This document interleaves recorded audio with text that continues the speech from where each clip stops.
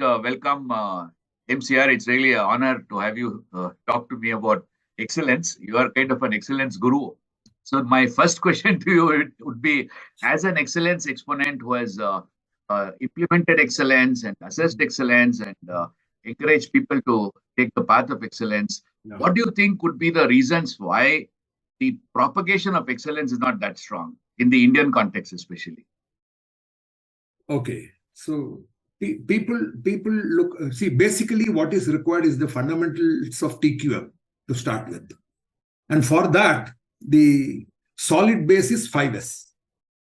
So if the industry start with 5S and practice 5S in a very proper way, not just do a 5S today and tomorrow forget it. No, not like that, but in a reasonably good way. I think we also took it pretty seriously only after the 5S campaign. We were also not in MICO very strong. We were reasonably good in 5S, but we were not sort of moving towards excellence. Yeah. And I don't know if you know it, when we had the first 5S campaign, 17 truckloads of items were thrown out. The first cleaning started off. The basic cleaning, 17 truckloads, and I think we got a few lakhs of rupees also for that. Yes.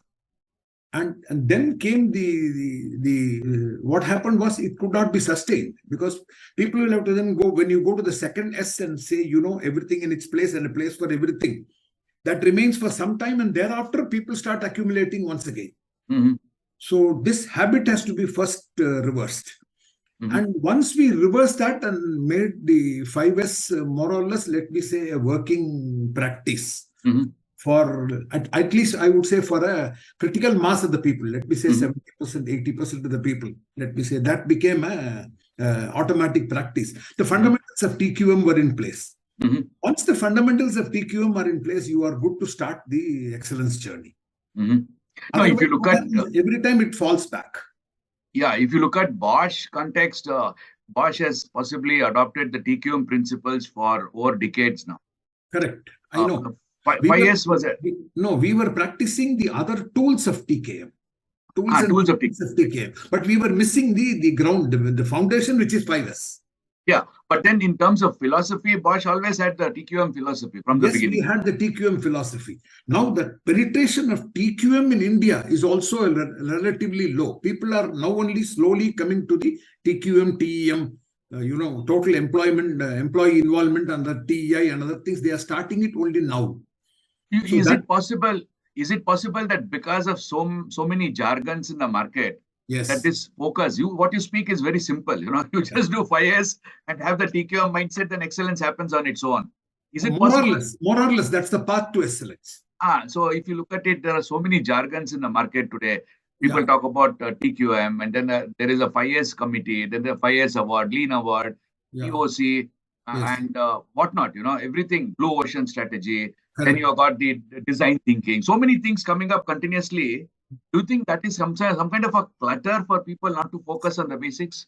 For certain companies who are already on the path of excellence, all these jargons are good because they want to go from one to the next to the next. For the companies who are not yet into it, these jargons are a source of fear. Oh, that looks too big. That sort of a fear complex comes in the companies who are not yet moving on this journey, who are not yet into this basic TQM journey. For the people who are already into the basics of TQM, all these jargons are good because they know that with this only we'll keep moving up. And if you don't catch up with that, we'll be left behind. That they know it. But possibly they don't want to start from the basics, try to skip and then go to the next level. I don't know what the psychology is. If you do that, you will fall, you will relapse. Then it won't succeed. That could be the reason why you won't attempt also. And once you fall back, you will never attempt a second time. You will never attempt a second time. That fear comes in. For the companies who are reasonably okay in TQM, basic philosophy is there. They see the philosophy and mindset would be there at in let me say, smaller to medium industries. The philosophy and the mindset is there in the minds of the CEOs. I won't deny that at all. That is there in their mind. The question is how they push it down. The philosophy also has to flow down. Mhm. The basic philosophy has to flow down. Once the basic philosophy flows down, and then you start the bottom-up approach of, the solid foundation of 5S. That is something very encouraging, right? You say that the TQM mindset and TQM desire is there in all the CEOs. That's something very, very encouraging. I think it is there in most of the CEOs. Whomsoever I have met, I must have met at least 20, 30, 40, 50 CEOs of the medium scale companies. They do have this TQM mindset, and they are on that's where they are able to, if they are able to push it down, then the basics is, once again I repeat, our entire journey in Bosch became a success for us to move towards the award only thanks to the 5S campaign, taking it in a very successful way. That is the fundamental thing which has to happen. It is not just looking clean. The people think 5S is just looking clean. No, it is something much, much more than that, which they have to realize. Yeah. Once they realize, the practical use of things like shadow board, a place for everything and everything in its place, automatically a blind man should be able to put his hand and get a 14, 15 spanner if he wants. He should be able to get that. That level of perfection has to come in 5S. Once we had that, that is when because we had the tools and techniques part fairly strong for over 40 years. I would say thanks to Bosch supporting us. We were the pioneers in use of most of the statistical tools. You are aware of it. For example, nobody in India were talking of machine capability when we were talking of 6S by T for all the machines. It was 6S by T. It was not T by 6S at that time. And 6S by T has to be less than 60%. Capability index. That was the goal. That becomes 1.66. You translate it down to. So 6S by T, 60% was the goal. Yeah. In fact, I remember as a TGT, when I joined MICO in 1970, one of my first projects was all machine capability studies or process capability studies for all the machines which are getting shifted to Nasik. There were close to 180 plus machines. And in every machine, about 100 to 150 parts have to be taken. The graphs have to be drawn by hand, plotting, no computer, nothing, not even the scientific calculators. Yeah. So we had to plot everything by hand, evaluate the capabilities, and I can't take a bunch of 200 graphs to the big bosses. They would not want that. They would want a bird's eye view. So you by area, for example, nozzle pin, soft stage, nozzle body, soft stage, like that. Each one, DNN, DL, DLL, like each one, maybe 20 machines. Put one graph of all the 20 lamppost showing red, green, yellow. Then, in one glance, he knows how many machines need to be attended to before it goes to Nasik. Yeah. So there was something like some 58, 60 machines which had to be reconditioned by our maintenance before the whole thing was shifted to Nasik. This was a very religious exercise which was done. This project took more than 3.5 months for me. Yeah. But since I was already a man with interest in numbers, this fascinated me so much. And that's one thing which attracted me towards quality department. Yeah. That's how I went into quality. I think, I'm sure the people who are watching this video should be wondering who is this man with so much amount of wisdom and experience. I would like to introduce you to the viewers. That is Mr. M C Ramakrishnan, my mentor, who worked with Bosch for more than almost 40 years. Yes. And he was an exponent in quality. Apart from quality, he also had the exposure in various roles of manufacturing, supplier development, and to some extent also in development and further development of products. And finally, he went on to be the main champion for business excellence in Bosch. And I know him through my connection in Bosch, where I worked for 26 years before doing my consultancy and developing doHow, which you see in my background. So with that, I'm really honored to have you here, MCR. And mostly when you are talking this, I recollect something. If you look at the 70s, when you say the concept of visualization, the concept of prioritizing, the concept of working with data was so strongly ingrained in the Bosch culture. Correct. But if you look at companies of today, many small companies which I visit, I'm sure you also would have seen such companies. Yes. They don't have that. Where they're totally away from all these things. Yes. But superficially, a lot of efforts are being put. Is it what do you think is the reason? If the CEO has a fantastic TQM mindset and he wants to implement, but he's not able to do that. But in the market, we've got so many trainers, so many consultants, so many mentors. Where do you think the gap is in our country? Why is it that he's not able to really implement, in your opinion? There has to be, in a smaller company, if you ask me, there has to be one middle-level manager who has the will to implement. Okay. This philosophy, the will to implement, which means he has to do both. He has to ensure that all this, the visual displays in the factory, inside the plant, are available and always updated. And the same thing in a condensed form is available for the CEO. Yeah. And whenever there is a need for the CEO to be warned through all these practices on the shop floor, he has to be called and drawn to the shop floor at that time, because his help would be required in taking a bigger decision. Yeah. I am now talking from a small and medium scale organization point of view. So if there is one middle level employee who is convinced that he can play this role of employee involvement and taking this thing, he should be reasonably good in the practicing of the tools. He should have both the theoretical and the practical knowledge to practice these tools. No, when you say mid-level, what would be the what are you looking at? He would be some kind of no, not the frontline manager, one level above that. Just one level above that, above the supervisor or whoever is managing the shop floor, one level above that. That means one champion managing the supervisors. Correct. One champion. He has to be the champion for the factory. He should take it a little bit personally on himself to do this. Then, the connect between the happenings on the floor and the boardroom, that happens. Once this connect happens, then it sets on a ball rolling, and there is nothing to stop. So then others also start following you. Yeah.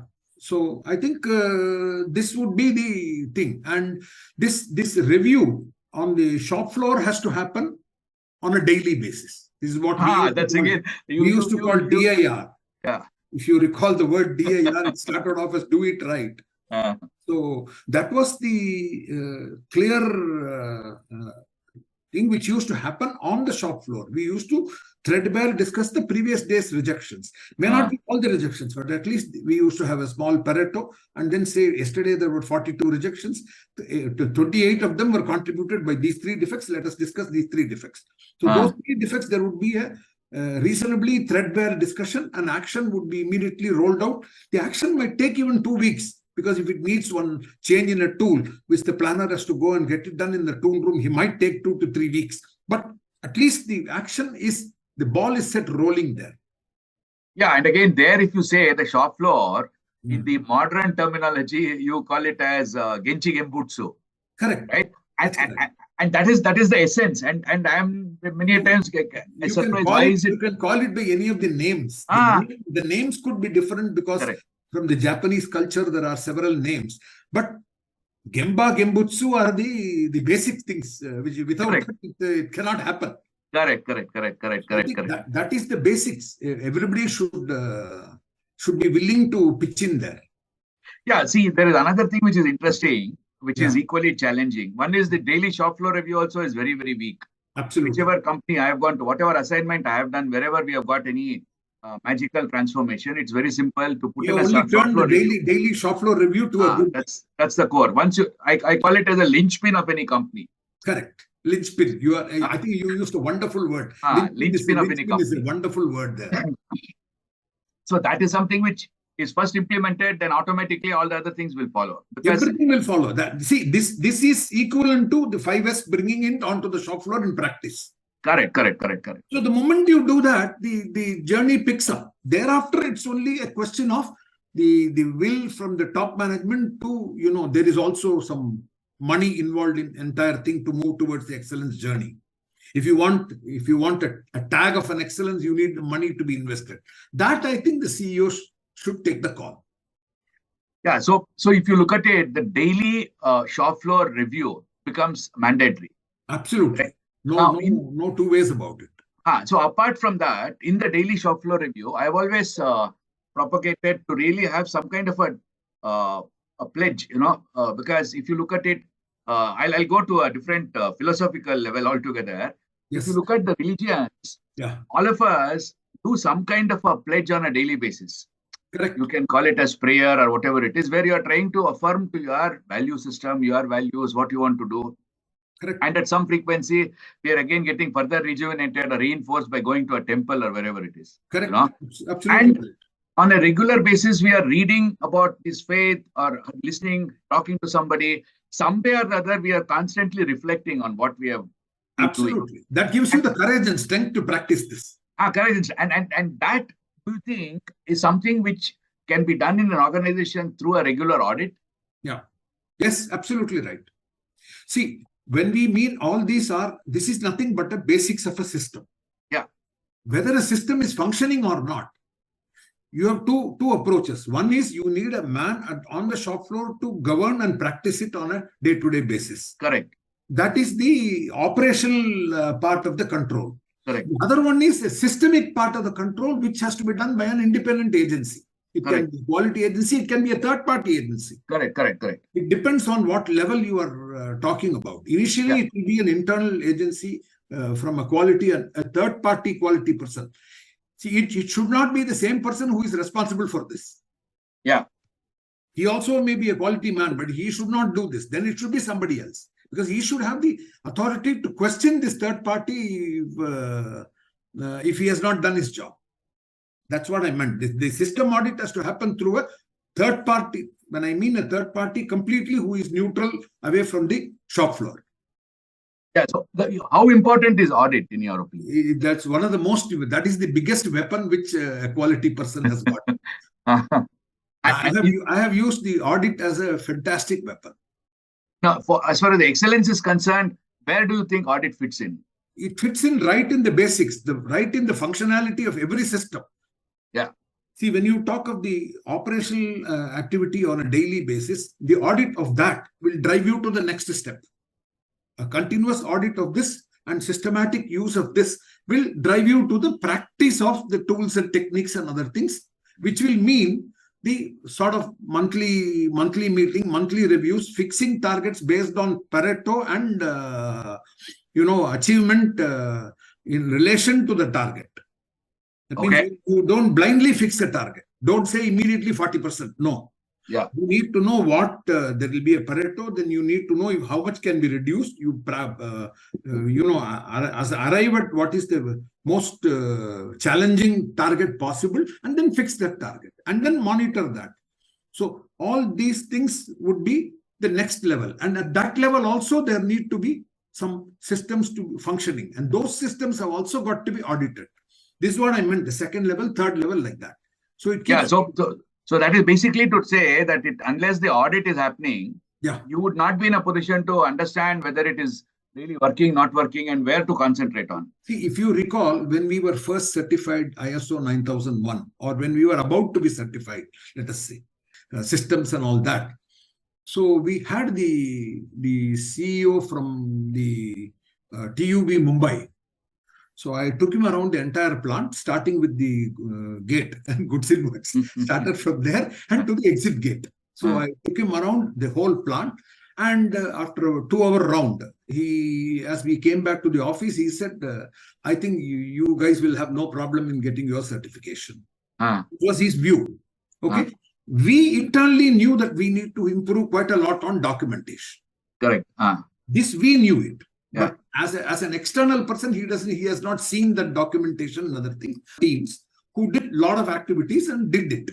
So one is a one-time certification, we got it. Then came the surveillance audit. Now, when the surveillance audit comes, every time we used to once again revisit 1 week, 10 days, 15 days before. Correct. This culture was prevailing for at least about 3 to 5 years.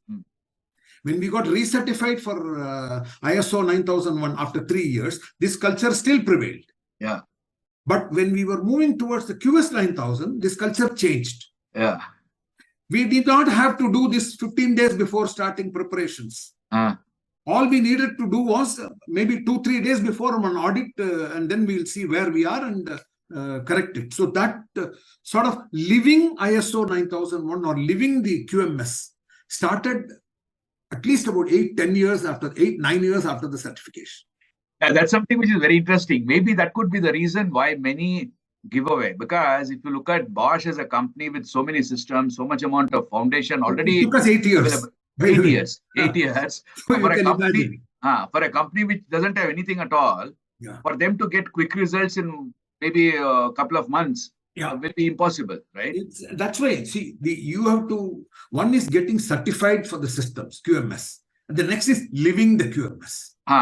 That difference has to be overcome. That's a big hurdle to start with.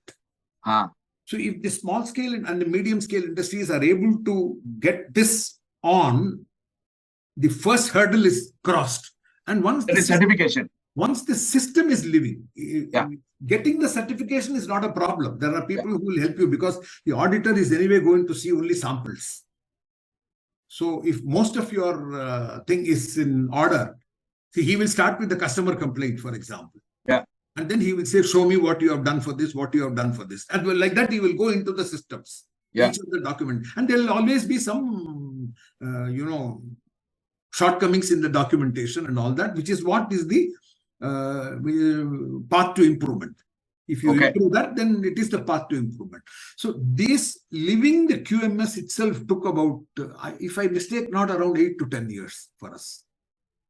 So or maybe I would say 7 to 8 years. So, but it takes time. It's not something which can happen It was not overnight. It was not overnight. But the moment we came to QS 9000, that was straight away. And from QS to TS 16949, transformation was very easy for us. Because all these were already living. We had to only keep on perfecting certain things, but all these were living. The systems were living. So that was the good thing that we had in Bosch. No, see, there are two things, documentation. One is the basic quality. No, not the manual. One is the manual documentation, which is one time. Thereafter, the other documents, that is where it has to become a living document. See, that, I think, then the basic system is lacking. No, but they have not understood possibly what the benefit is, what is the advantage. Because every time you say documentation, it means, for example, with one company, I've been trying to work around to make sure that they do a setup approval. It's a simple thing, right? Every time you do a setup approval has to be done. Then after that, every time you are checking the component, you make a record as to what the component quality was. In Bosch, we used to call it as self-inspection report or periodical inspection. I know. See, with all our good systems, let me tell you one nice incident which happened to me in the 90s. Our esteemed customer, Tata Motors, their quality chief, he was general manager quality from Tata's. And one day, one colleague from the sales approached me and said he would like to visit Maiko, but he can come only at 6:30 in the evening. Are you available? I said, for my customer, I am available anytime. Not a problem. So what I did in my office, I had organized coffee, tea, biscuits, etc. in flasks. Because, after 5 o'clock, canteen is not available. So I had to organize all this in the flasks and keep it ready. I don't know whether it takes coffee, whether it takes tea. So I had to arrange both. Some good biscuits, this, that. I had kept it ready in my office. And then this sales colleague brought him into my office. He was on a personal visit to Mysore with his wife, and he had down back at Bangalore. That's how he came. So then as soon as he entered my office, I offered him coffee. He said, Ramakrishnan, I don't want to have coffee. He asked me one question. How good is SPC in your organization? This was his question. So I had to mentally run through all the audit reports of SPC, etc. in my mind. And I told him, I think it's around 65% efficient. The effectiveness is around 60-65%. He said, come down with me. And he walked down with me. He audited 20 SPC stations. He came there, asked the operator to produce 5 pieces. Those 5 pieces were measured in front of him. He plotted it in the graph. I gave him another color pen so that he can plot it with that color pen. So that next day I can tell all these production fellows that this is marked by the customer. It's not from me. It is from the customer. And believe it or not, 13 of the 20 stations were perfect.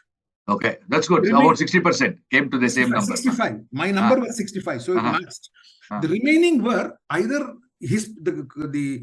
there was a small difference between the way the operator was plotting and the way the correct plotting has to be done. The small difference was there because their practicing effectiveness or efficiency was under question. Then he came back and he said, "Thanks for being honest." You said 65%, I am seeing 65%. There are companies who tell they are at 85%. When I go on audit, they are at 25%. Yeah. So I am very happy you are honest. Now tell me, what's your plan to improve? So I told him, these are all plans on the anvil and we are going to do this, we are going to do this and we'll improve. After I told him all this, he said, now I come to your office and have coffee with you. It took a good 2 hours, 6:30. Yeah, you won his confidence. That's true. No, 6:30 to 8:30, 2 hours. Now, what is this? What is the meaning of this? In spite of all our systems, our reality was 65% at that time. Correct. And for a company like Bosch, which has so much amount of muscle power in terms of training, in terms of audit, in terms of everything. These are all things where we should be honest to ourselves first. Correct. If we are there, then it is good. Correct. Then you won't start cooking up. Correct. Once this was explained to the production guys, the very next 2 months later, my audit, it improved to 84%. Very good. Very good. 2 months later, my own audit, personally, my own audit. That was my personal audit. I went to the stations, measured, put a mark on these things. It was 84%. Very good. Very good. Then I think we improved beyond 90% at some point in time. What you say is a very interesting validation of my hypothesis is that everybody wants to succeed. You only need to show the path and they'll succeed. Correct. Because then nobody wants to fail. The same thing happened in Pokayoke campaign. Pokayoke, we had a wonderful campaign. We went on a rampage of fixing Pokayoke stations. The number was first important. So every planner was told you need to make minimum so many Pokayoke stations. And then we built close to 800 Pokayoke stations in Bangalore. Fine. A QAS from Germany was in the offing. So I sent one of my auditor to go and audit the Pokayoke stations. The figures were staggering for me. Okay, I don't want to quote the numbers, but the figures were staggering because you are so it was a staggeringly low number of Pokayokes functioning. So I went to the PT and told him that I have to publish this in the QWS. I have no choice. I have to publish this audit result. He simply was furious and he said, "You can't publish this. You give me exactly 10 days time, and you will see the improvement." Change. I said, "Okay, I'll give you 10 days time." And 10 days later, I asked my man to audit, not the stations which were defective, because I knew they would have set it right. Been corrected, correct. Some other stations. They would definitely correct that. But I asked him to audit any other ones and audit a total of 250. First time I had audited only 150. Second time I asked him to audit 250 stations, how effective they were functioning. Can you believe only 2 out of the 250 was not functioning? Yeah, that's the magic, right? Once you have shown the path and there is a commitment. That's where I said, that's where the commitment came from the management. That when I call the PT is the management for me. So the commitment came from him, it was in order. Okay. Thereafter, every month, I used to introduce an audit and send that report to you. So it's a very simple validation again of a very age-old proverb which says, where there is a will, there is a way. Exactly. It is only that. Once again, when I became corporate quality manager, head, last 5-6 years, I was in the corporate. One of the things that I did was, you are aware of this QZ test that we do.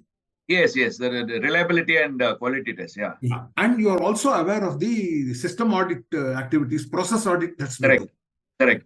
Now, both the process audit report and the QZ test reports earlier were going only to the Bs, that means the work superintendents. Correct. Okay. With copy to PT. Okay. What I started, I made a mention, I told the PTs and then started this. I said, this report will go to you. Copy to LF. Yeah, okay. That's all. And I told LF that you should not ask me for the corrective action. You should ask the PTs for the corrective action. Yeah, I think for the ones who would be watching this video, PT is the plant head and LF is the member of the board. Business head, yeah. I'm a member of the board. Thank you. So what happened was, LF used to see his mail ahead of PT seeing his mail. So there will be always a pressure for immediate action, and the actions would be forthcoming. Yeah. It's not that the actions will not come. Actions would be forthcoming because when LF asks for the action, the report comes automatically. Yeah. This will be the actions, and it will go on like this. So these are all learning. This is nothing but only, we are not trying to find fault. We are only trying to say that this has to be corrected. So whatever you explained till now is only a kind of a so you asked the importance of audit. That audit is so critical for any change to happen. Yes. Without audit, no change will happen. Nothing will happen. Nothing will happen. And see, coming from this excellence perspective, you said that 5 years TQM are the core. Then every SME leader has a TQM mindset, which is very good. I'm sure they're also like the plant managers who really did magic of making sure all the Pokayokis work and SPCs work. So everybody have a... They were able to do it. They were able to sustain it later. They would sustain it also. So that's something positive. Now, in the whole situation, when you say on one side that management is interested, management is committed, but the lower down organization is not that enthused or whatever. And there you also mentioned that we need one champion in each company who can champion these causes. Correct. Now, if suppose you look at the younger generation, now we come to the younger generation. Yes. They definitely are not being coached by the management nor by the champion who is there in the company. Correct. They would have normal supervisors telling them what to do, and then in such a situation, what would be your advice for these youngsters who would enter the companies to at some point of time become champions, then become plant managers and members of the board to really transform the Indian manufacturing scenario? See, these what do you think these younger generation, I would say Gen Z and probably bordering Gen Y. Yeah, okay. Not the senior Gen Y, if you ask me. Okay, when you mean younger generation, you are probably meaning that. Yeah. These generation people who enter into, first of all, many people don't want to enter into manufacturing these days. But whoever enters into manufacturing has come there with the will to do something good there in the manufacturing industry. Yeah. He has to be appropriately mentored by the somebody senior in the organization. Okay. No, but what happens? Just hold on. In a medium or a small scale industry, this mentorship can happen only from the CEO or the general manager, whoever it is. No, just hold on, please. There. See, if you say mentoring, and we see that in most of the companies. When I say most of the companies, excluding companies like a Bosch, ABB, Volvo. We are talking of the small, medium, small companies, and there, if the managed CEO has his intention, but he may not be knowing how to do it. Otherwise, he would have done it. That doesn't matter. This youngster is willing to learn. But we need the CEO can show him the path. The CEO can show him the path. Take this book, do this, and then come back to me. So if you look at that, then my question to you is, in that case, is there any way that there are so many experienced professionals? Yes. In some way, can that be some kind of a social, what do you call it, surveys or whatever? Networking. See, there are clusters. If these people are members in a cluster, a TQM cluster, for example, 10 companies would be there. Yeah. And they would be practicing. Each one would be competing within the other. Competence only towards TQM, not for anything else. Yeah. So these cluster companies manage that. They need a facilitator. The facilitator will be a third party. No, my question to you was more as a guide and idea. See, this idea I got when you were talking. I've been trying to introduce some kind of a mentoring program in BCIC. Okay. I've done multiple efforts. It has not really worked out. To really say that, look, we need to do mentoring for younger kids, for the MSMEs. Yes. And the idea was that we take people from the larger companies like Volvo, Bosch, or Toyota. Correct. And a manager is there in that particular role. He's the executive in that role. Okay. And take him as a mentor, and then he mentors a small company, whichever company. The mentoring has to happen on two sides. One is on the tools and techniques, which this man is new and he's not exposed, so he has to be guided. So that is one. The next one is the soft skills of how how to, how to reach the level of good auditor, if I use the word. Yeah, it could be an auditor, it could be a manager. He need not become an ISO 9001 auditor. Even without that, he can do the audit. Correct. That mentoring is required. So for that mentoring, what do you think could be the outcome? If suppose, let us say, we through the network of whatever I have got, you have got, we create a set of people who are available to be reached out by the younger generation, know? Yes. And in wherever they want to spend maybe half an hour, 1 hour, or whatever it is to talk to them. Because I think all of us would not have a problem in talking to some people. I also have got quite a few mentees. Not at all. This should be possible. This is a good idea to network with certain people. See, there has to be an open mindset from both. But from the mentee and the mentor, both of them, there has to be an open mindset. Then this will work. Correct. This will work. This can work.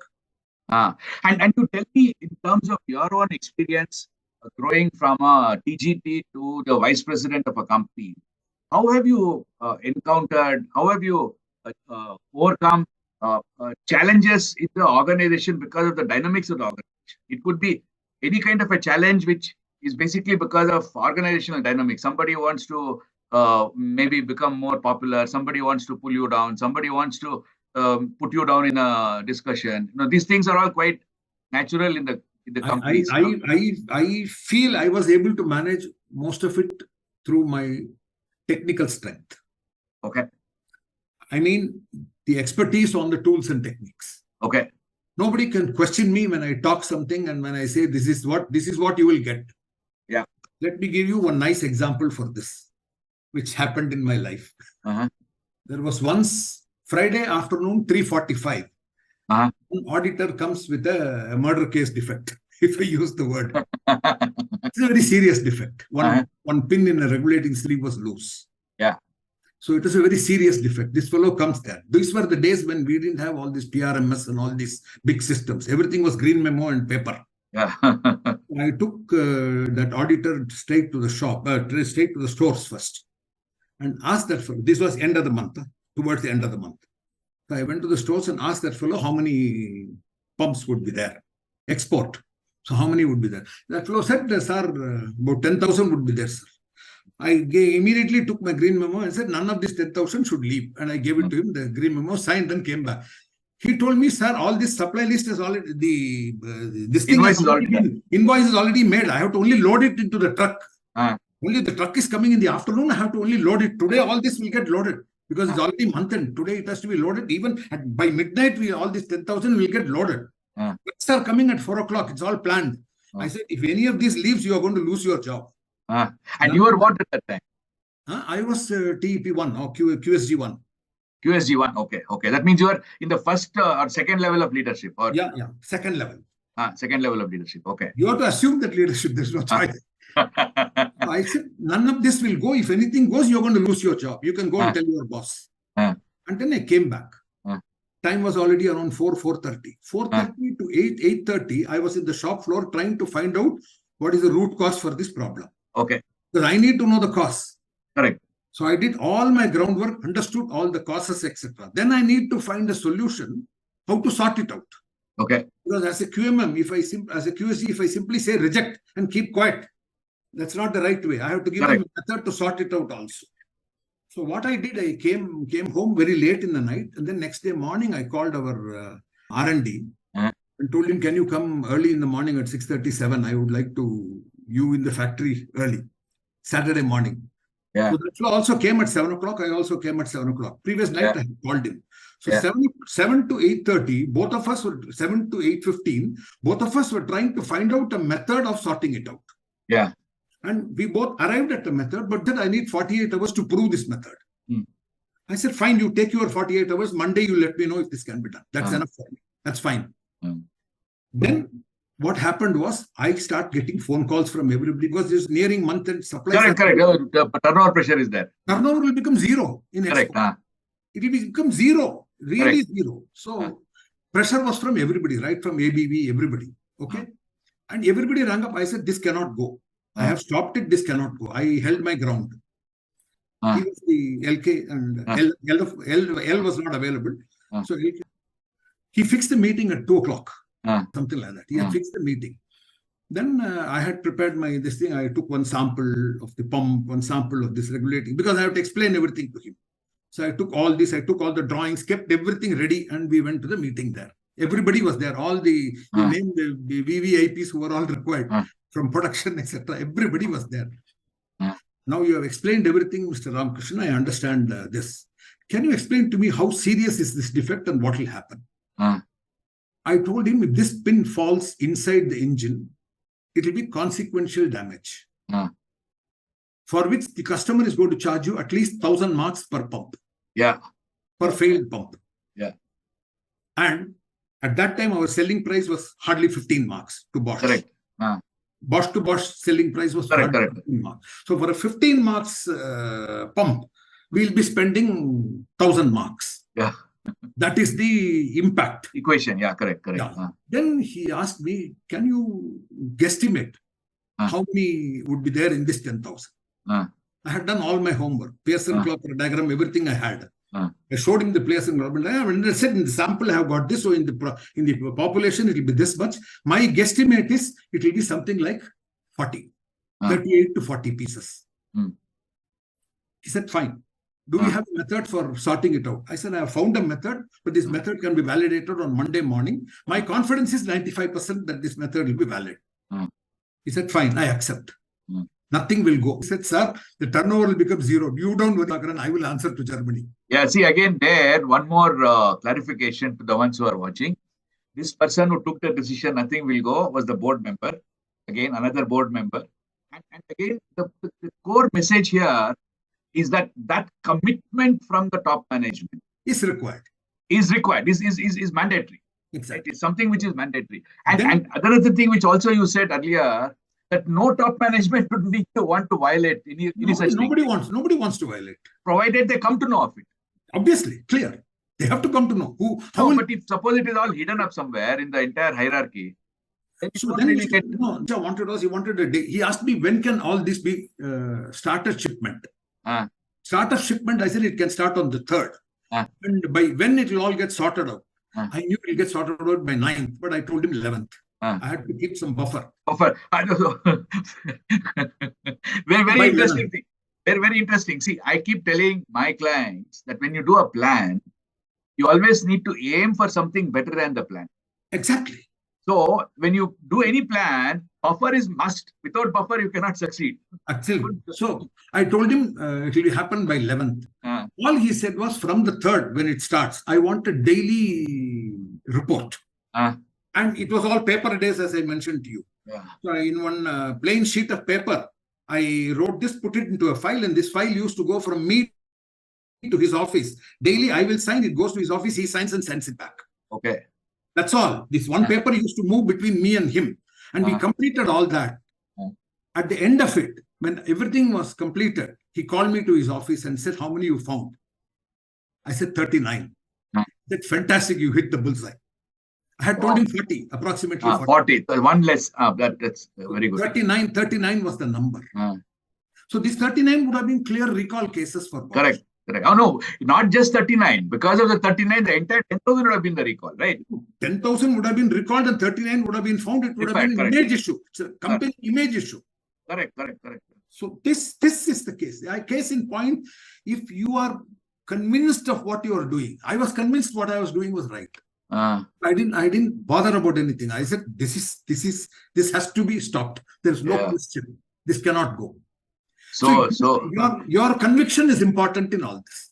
So my way through to the top was all through these tools and techniques and conviction, my own conviction. so inspiring, MCR. It's really very, very inspiring and very energizing for me talking to you. Yeah, it's really very exciting. I keep quoting this example in the 8D trainings that I do. By the way, even in my 54th year of association, I'm still associated with Bosch. Though in actual service, it was 36 years. Thereafter, as consultant for about 12 years. And now only on training, I'm still associated with Bosch. Very good. I continue to do that. Very good. Now, if last question which I have is, you spoke about the excellence and the excellence, drivers and the key success factors. Then again, for the younger generation to really be having a mentor. That's something which I'll take it up. I'll see how to organize that once more, which I had not taken that seriously. I'll put that in place. Yeah. Try to see if we can get mentors. Then the next is in terms of teamwork. Spoke about. I call it as teamwork. Proactive problem solving is the Correct. key to great teamwork. Correct. Because one cannot be simply sitting back and then expecting the others to do their job, right? And if you look at the world-class companies, okay, we have got the EFQM model where you talk about the purpose, direction in the new model, then execution. That's something which is already there, and as per that model, assessments are done. Correct. Your experience doing assessments and working with various organizations. Yeah. What do you see as the what should I say, as the key message for the excellence ambassadors? What do you think they should focus on? Because as an excellence ambassador, you're always confronted with, on the one side, trying to give points so that they get an award. On the other side, you're trying to make sure that they get the correct strengths and opportunities for improvement. Okay. So what would be your message for those assessors? I would answer the question in a way in which we work towards the award. That will become easier for you to understand whether that's the message. One of the, I think two clear things which came out was, one is first accept the reality. Whatever it was. Oh my God. And that wisdom must comes until and unless you are there to accept that there is a need for improvement, you will never improve. So we used to be, if you recall, our fulfillment always used to be 100%. But if you talk of customers' requirement versus the fulfillment, because it used to be fulfillment against our commitment, that was 100%. So what we had committed, we would fulfill, not a problem. But what the customer wanted was always something more, because we were a monopoly industry. The customer wanted more, we would commit to him only what we can commit. This gap used to be there. Yeah. And our colleagues in the customer handling department never want to plot this as a percentage and say where we are. I said, look at this as a reality. That's the truth. That's the basic truth where you are. So if you're able to do that and then say, from this, I am going to improve. Look at it that way. So this was one mindset change in the minds of the people. So I think that brought fantastic results, because there we saw the gap was pretty high. But that is very much ground to earth, right? Down to earth. That is what is required. That is what is required, I'm telling. That is one. The second thing which I think enabled us was, of course, apart from practicing all these TQM things in a proper way and other things, the second thing which enabled us was a strong customer focus. Okay. We were being monopoly industry, our customer focus, I am not saying customer focus was not there. Our customer focus was there. But when I use the word no strong customer focus, we need to move towards, let me say, a neutral perspective of customer satisfaction than our own perspective of customer satisfaction. We moved towards that, and that was the key to... That is the key. The success. Of course, not only this, we even drew up our process landscape. The whole thing got improved tremendously. The sort of process thinking, it was there, but marrying that process thinking to creating a process landscape for every key processes in the structure, an appropriate process landscape, and living by it. That was the key to our success. So I don't know if I answered your question. Yeah, when you say neutral perception of customer delight, would you call it as only customer, or is it all the stakeholder delight? No, it is all stakeholders, but basically customer. So basically customer. If you since you talked about the EFQM model, you are aware that 200 points go to the customer area. And out of the 200, 150 are for customer satisfaction, perception. Likewise in people, 100 points, out of which 75 is for perception and 25 is for your what you do. So everywhere the perception scores are pretty important. So therefore, perception from the stakeholder evaluated in a neutral way. No, but that again is quite, they seem to be some kind of a vicious circle, right? Or a very positive vicious circle. Because if you are getting a neutral perception of the customer delight, Yeah. And then you are We need to aim basically for getting that. the true reality. That is the true reality. That's what I And then meant. accepting the reality and Working need towards to improve improvement. Yeah. drives you to improve. Exactly. That is what happened.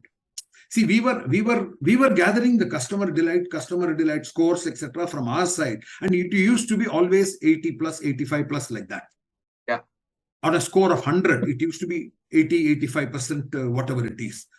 The assessors who used to assess us, they always used to say that you guys, since you are in this monopoly, in this industry, you can go and ask for whatever rating you want, and that rating you will get. That sort of a feeling they had. That bias, assessor bias, if you want to call it. So when we did this third-party survey for the very first time, we did it in a neutral way. This was after I retired. So when we did this, so in that meeting, I was also sitting because I was a consultant. He gave me a nod. You can show the graph. Then I showed the other graph from the neutral agency, which was at 65 or 66%. I said, this is our new baseline. And from here, we are going to improve to 80 within 3 years. The assessor said, this is what exactly I want. That's all. That means we were willing to look at the reality. Yeah, that is, that is something which is very powerful, right? Unless you are able to do that, yeah, you will never be simply, what should I say? That is the bitter truth. That is the bitter truth. I would say hard truth, without which you can never aim to go towards excellence. Correct. And why do you think people would like to hide the truth? What is it, because of the incompetence, or is it because probably fear of failure? Fear of failure. Probably. Or is it because of somebody condemning you, somebody ridiculing you? It's also that condemning you is that fear of failure. Fear of failure. Yeah. Very good. Really, I don't know what to say. It's really been a fantastic discussion. I've been fully open and transparent with you. Oh my God, it was such a natural, and your thoughts flow naturally because of your wisdom. Maybe I hope at your age I'm able to do the same. You're doing much more. Oh, no, not at all. What you're doing is a wonderful job. The way you have linked the chakras to excellence. Yeah. I appreciate it very much. I'm a Reiki practitioner, so I'm able to see the link in all the chakras. Because I feel I'm unable to really tell the community that, look, it is something which is fundamentally basic. What you said, accept the reality, then you, and the need to improve, then the improvement happens naturally. It will happen naturally. So moment you do that, a lot of things will fall in place. See, when Maruti came and did system audit at our place 3 years prior to taking common rail systems from us, they gave us a rating of 54. We were never used to getting a rating anything less than 95 from other customers when they came and audited our systems. Okay. So Maruti's way of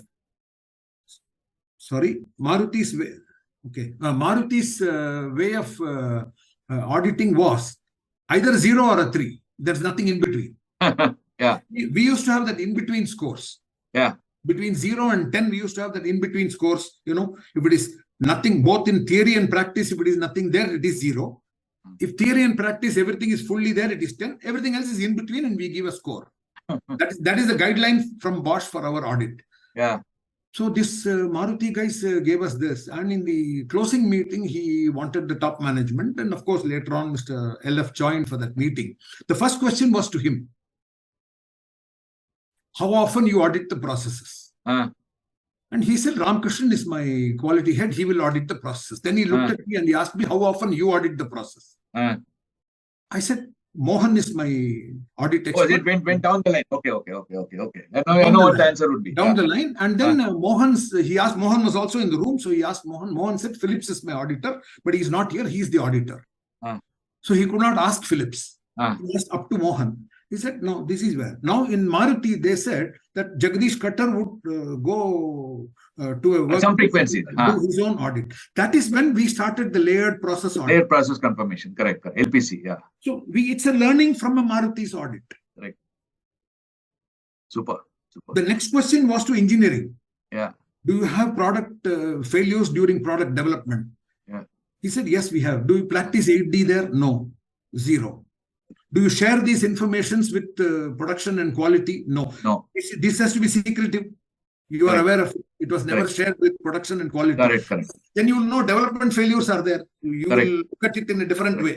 Correct. The transparency was not there. Yeah. All this transparency came thanks to this Maruti audit. And the Toyota guys introduced what they call as a DRBFM, right? I think in Bosch also we introduced that. We started that. DRBFM. We started it. Yeah. So first of all, thanks a lot. I am really used up your time. Thank you so much. Thank you so much for such a wonderful, inspiring discussion. Yeah. Before we end, I want to show the. It was useful so that people can benefit. Oh, of course. I'll just show you the share my screen for the final conclusion, whatever I had noted down. Okay. So that we can then share it with everybody. So this is the put it in the PowerPoint presentation mode so that it becomes bigger. Okay. Good. One champion managing supervisor is a must for excellence. Daily short review is a linchpin for excellence. Beautiful. That word linchpin of excellence. Yeah. Then audit from the third party is mandatory. External. Yeah. The third party can be internal also. Good. Correct. Living systems takes years. Even for matured companies. Yeah. Mentoring platform for younger is a good idea. I will pursue that. Yeah. The living systems, you put it in quote unquote. That is important. Because otherwise they will not know. They will assume the systems are living. We have to live by the systems. Yeah, living systems. Yeah, correct. Otherwise it will be taken wrongly. Living systems or living by the systems also we can. Living systems. You can put living by the systems. Living by systems. Living by. Beautiful. By the systems takes years even for matured companies. Yeah. Mentoring platform for young professionals is a good idea. Yes, very good. Proactive problem solving is the key to great teamwork. Accept the reality and the need to improve drives excellence. Correct? Neutral perception of customer delight. Perception of customer delight provides the right feedback. Very good. Yeah, correct. So this is what I have captured from your discussion, MCR, and lot of what should I say, wise anecdotes, wise captions which can be used in the next coming days by me. Thank you so much. And before I end, without mentioning the quotes and numbers, you can use it anywhere. Yeah, I just want to show the disclaimer. Of course, MCR is very, very accomplished, extremely experienced professional in the realm of business excellence. He is a kind of a go-to person to all the companies, all the business excellence award organizations. However, I still recommend that you consult your trusted professional or whoever it is before adopting any advice or any comment that we would have made in this video. It's only to ensure that you don't run into a kind of a crisis situation because of us. With that brief introduction, brief mention of our disclaimer, I come to the end and thank you so much, MCR. It has really been an honor and a privilege for me to talk to you.